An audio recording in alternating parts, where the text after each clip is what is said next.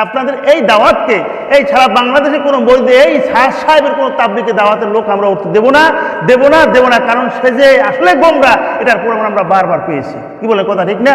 মামুনুল হক সহ এরপরে জামাত ইসলামের যত লোকজন আছে, চরমনের লোক, সবাই তারা ফতুয়া দিয়েছে যে মন করা তাবলিগ চলবে না, চলবে কোরআন হাদিসের তাবলিগ, যেটা বলছেন সেই অনুযায়ী চলবে। এই বাংলাদেশের মধ্যে এত দাড়িওয়ালা টুপিওয়ালা এত তাবলিগওয়ালা, সেখানে টুঙ্গির মধ্যে লক্ষ মানুষের মধ্যে মারামারি করে বারবার যদি হত্যা হয়, এর চেয়ে জঘন্য আর এই বাংলার জমিনে কিছু হইতে পারে না। মানুষ শিখবে ডাকে। আমি মনে করি এই সাহেবকে এই দেশ থেকে সম্পূর্ণ অবাঞ্ছিত ঘোষণা করা উচিত এবং ওলামা ইকরামদের যে তাবলিগ ওটাকে গ্রহণ করা উচিত।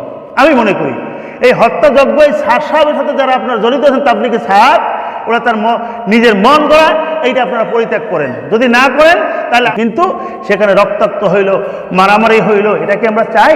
এটা আমরা চাই না। আল্লাহ পাক রব্বুল আলামিন আপনাকে আমাকে হিদায়াত দান করুক, সঠিক তাবলীগ করার তৌফিক দান করুক, এই কোরআনকে বোঝার তৌফিক দান করুক। সবাই বলে আমিন। ওয়া আখিরু দাওয়ানা আনিল হামদুলিল্লাহি রাব্বিল আলামিন। চেনবে যে দাওয়াতের মধ্যে নবী চেনবে, কিন্তু সেখানে বারবার দুই গ্রুপে, সাতপন্থী এক গ্রুপ ওলামা বাদে, সে হলো আম মানুষ, আপনাদের মতো আলেম না। তার ফতুয়াগুলি আলেমদের ব্যাপারে এত মারাত্মক ফতুয়া সে দিচ্ছে যে এই ফতুয়াগুলি দেশের ওলামা ইকরাম মানতে পারে নাই, যে এতে সে মুসলমান নাই, তাকে তওবা করে নূতন তাবলীগ আবার যোগদান করার জন্য বলা হয়েছে।